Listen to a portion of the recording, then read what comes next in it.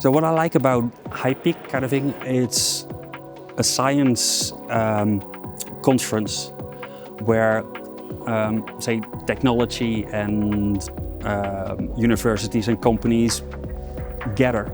The conversations here are more focused long-term and not focused on selling as much as possible.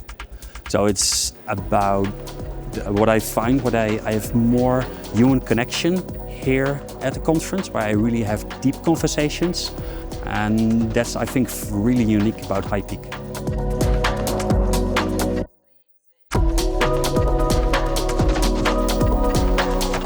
I'm currently studying in Luxembourg, and I'm a master's student and part of the program called Cyprus, which is a Erasmus Mundus program.